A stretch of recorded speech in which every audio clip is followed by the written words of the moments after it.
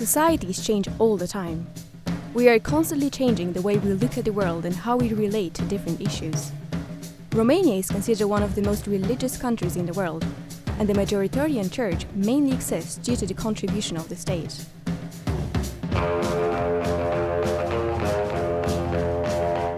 I will be investigating the role of the Orthodox Church in the Romanian society and how this really affects people living there.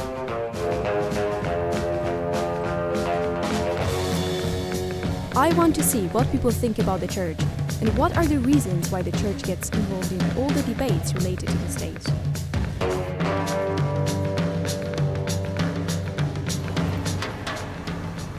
Even if the Orthodox Church has a great impact on how people behave and think, it still faces many challenges. I want to find out what's really going on in a country where the Orthodox Church plays such an important role.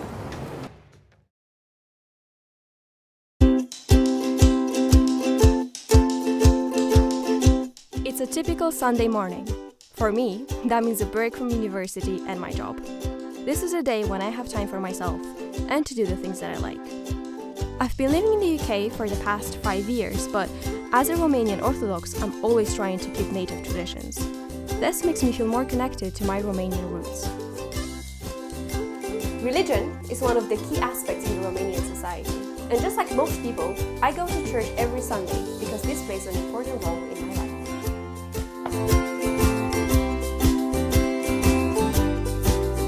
Whether you go to an Orthodox church abroad or in Romania, the rituals are the same and are kept as something sacred.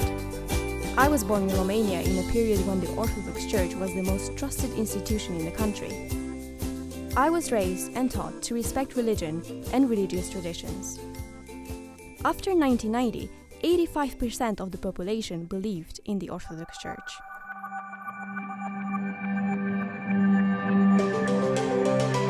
For years, the Romanian society has been dominated by the Orthodox Church. It is considered to be the most privileged cult from Romania. And in a way, it's easy to understand why, as 87% of the population consider themselves Orthodox. Imediat după 90 începe o perioadă de restituție, de restaurație. Terenurile naționalizate sunt restituite, clădirile sunt restituite, cu prioritate ortodoxilor, nu și altor culte minoritare. Treptat însă, Biserica Ortodoxă devine din ce în ce mai vocală, nu numai pe teme care țin de competența sa și de interesul imediat, ci și pe teme pe care le percepe ca fiind teme proprii, deși de fapt sunt teme publice. Even today, more than half of the population still believes in the Orthodox Church. But why is it that people are so influenced by it? I decided to go to Romania to investigate more closely the relation between Romanians and the Orthodox Church.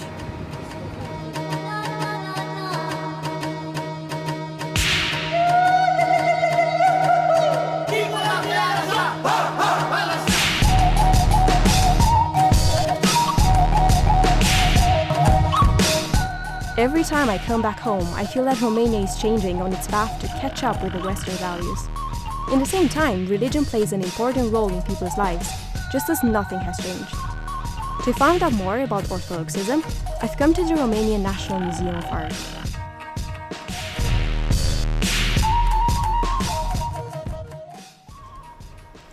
Romanian Orthodoxism has a very long history. If you have a look all around me, you can see paintings dating back from the 1500s, just like this one up here.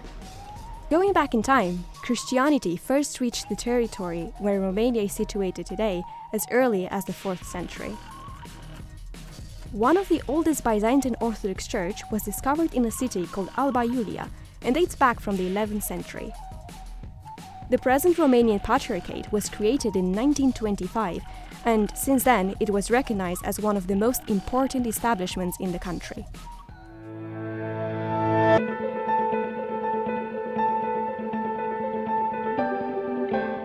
In the last years, the church was engaged in various public debates that were not even related to it. Some people say that it's difficult to separate the state and the church, since the Orthodox Church functions at times as a department of the Romanian state. In 2009, the introduction of biometric passports in Romania created a huge controversy just because the church was against it. The reason given by the church was that the new passports contained a chip, which in the religious conception symbolizes the 666 digits, which is the number of the devil. The year 2012 brought a new discussion in the public space due to the changing in the legislation regarding abortion. From the beginning, the church got involved in the debate and positioned itself against it. In 2013, the church was against same-sex marriage. The religious belief says that the marriage in front of God has to be made only between a woman and a man. So homosexuals were seen as a minority and they were left out just because they were considered to be abnormal. In 2014, when the presidential election started, the church was involved actively in the support of a candidate just because he was Orthodox. This started a new dispute as whether it was fair or not for the church to be implicated in politics.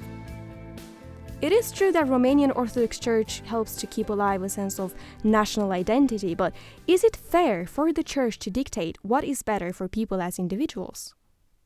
România, în principiu și prin Constituție, este un stat laic, un stat secularist. Da? Practic, biserica nu are ce căuta în treburile de stat. Biserica nu are ce să caute în deciziile de orice fel care privesc societatea românească. În legi, într-o dezbatere publică este normal să vină instituția bisericii să-și dea cu părerea, dar nu să aibă un rol activ și chiar să se țină cont de sentimentele unui cult în momentul în care iei o decizie care privește, o lege, în momentul în care iei o decizie care privește și pe alți oameni care nu fac parte din cultul respectiv.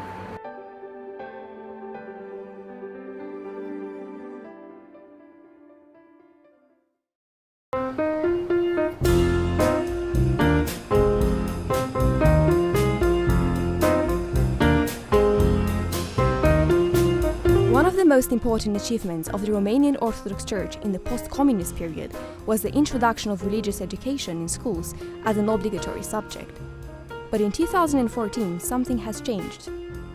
The Romanian Constitutional Court decided that the law about studying religion in schools is unconstitutional. This created a huge debate about studying religion in public schools, whether it should be kept obligatory or optional. Of course, the church claimed that religion is beneficial and should remain obligatory.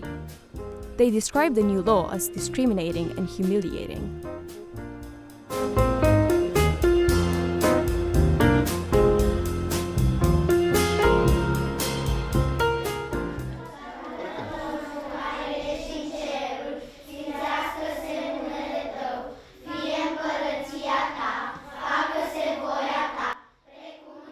Every religion class starts with pupils praying.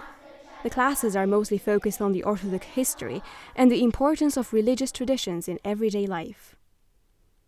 What is really interesting is the fact that compared to other subjects, to become a religious teacher, you need to receive the blessing of the Orthodox Church.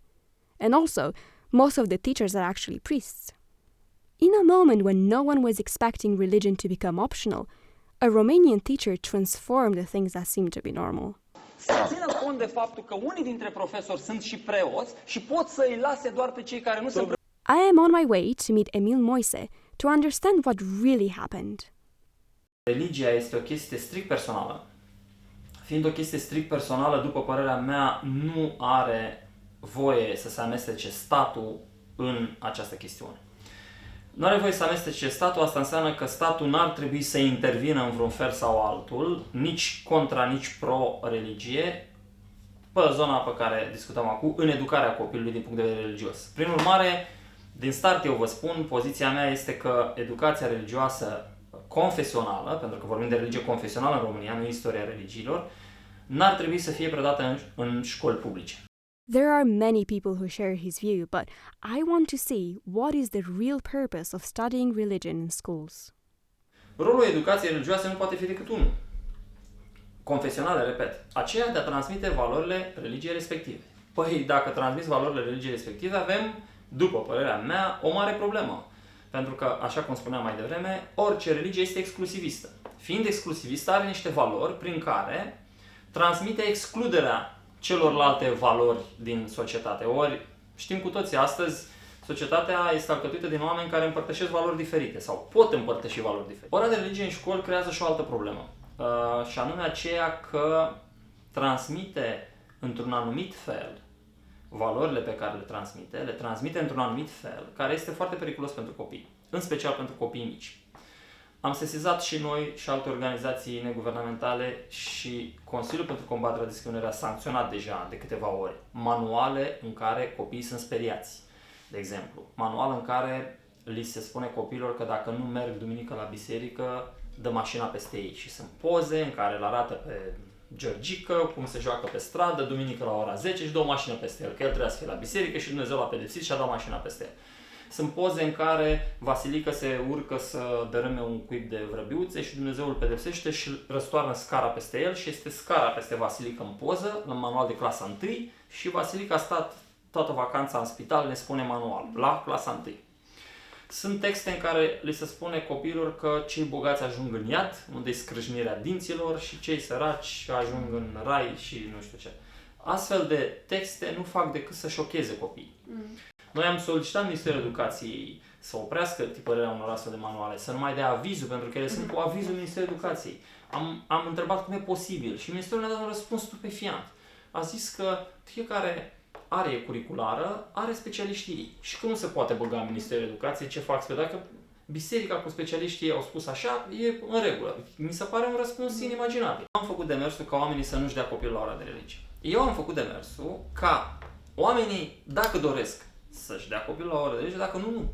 Nu am făcut demersul ca oamenii să nu-și dea copilul la ora de religie. Nu există nicăieri în demersul meu această prevedere, această solicitare să nu se facă religia în școală. The church is now in retreat. From the moment the law has changed, 7% of pupils decided to withdraw from religion classes just in this year. A massive pressure was put on the church since studying religion became optional. It is obvious that something has to change in the way in which the subject is delivered in order to keep children in classes.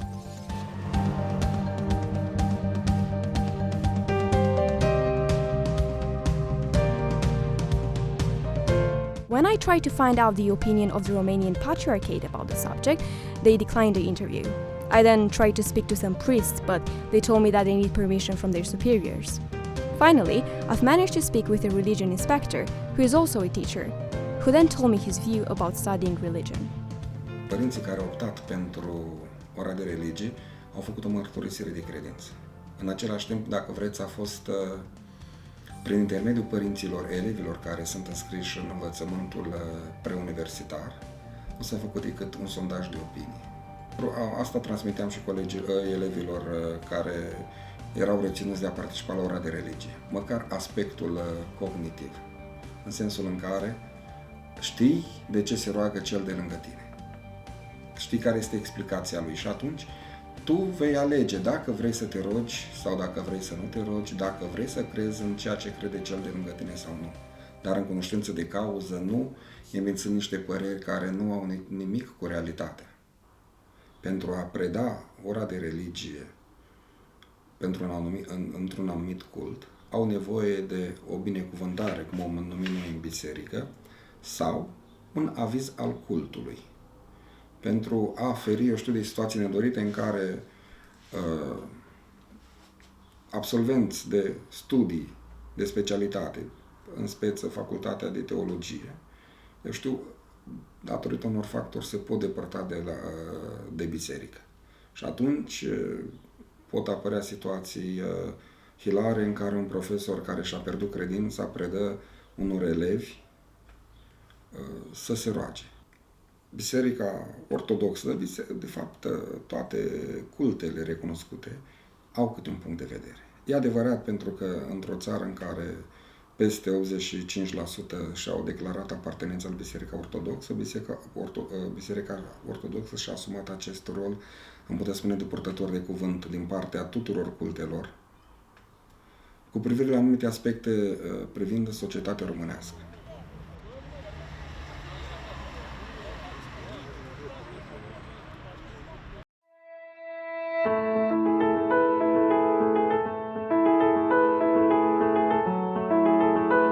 So, if the law has changed, how does it really affect parents and their children?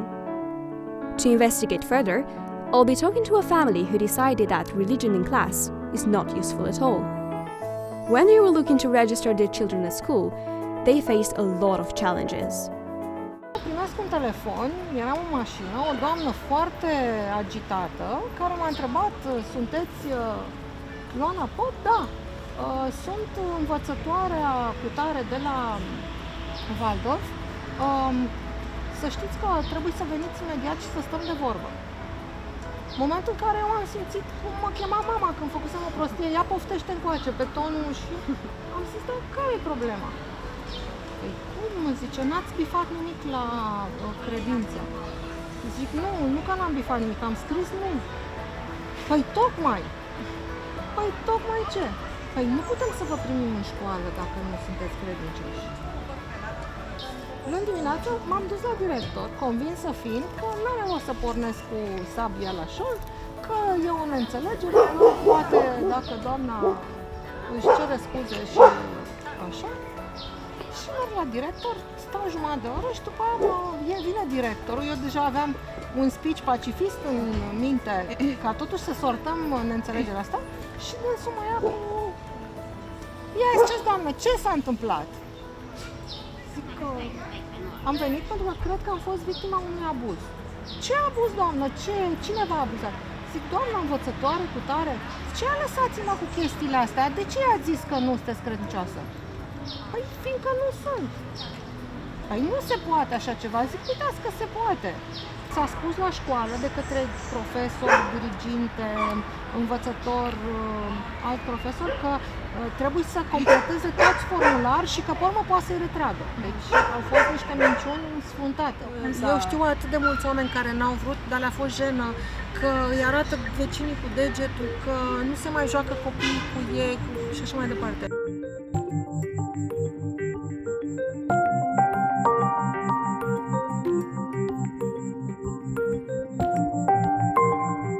The debate about religion in schools have divided parents into two distinct groups.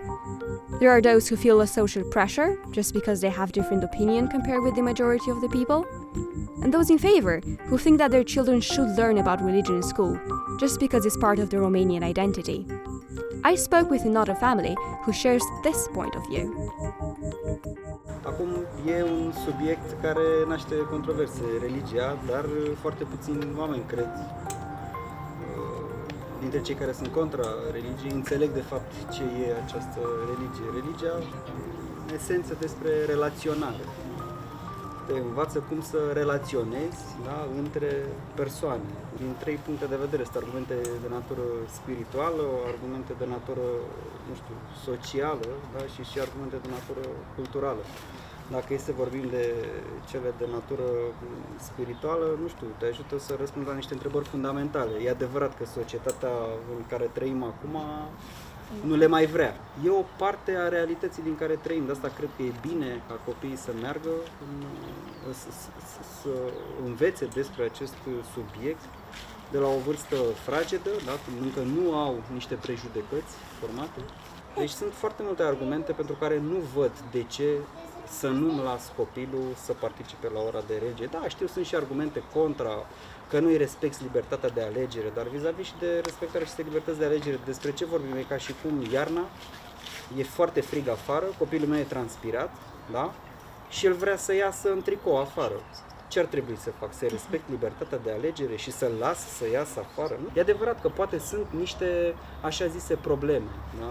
În această oră de religie. Materia curriculară, ce se învață? Dom'le, înveți copiii și le vorbești despre niște lucruri traumatizante, e un alt aspect care se vorbește. Ok, multe lucruri sunt traumatizante, ce să le spun? Să le spun că nu vom muri? Până la urmă văd și ei că lumea moare.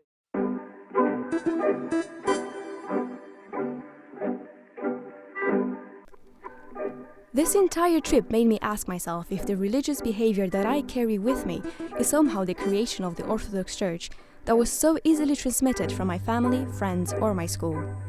It all started from the moment I was born until today. But I'm not really sure if people actually understand the impact of the Church and how it really affects us all. There is no denying that the Church has a massive role in public debates, and Its relation to the state is based on its attempt to use a traditionalist approach. The problems that the church faces nowadays has a lot to do with a society that is going through an evolution.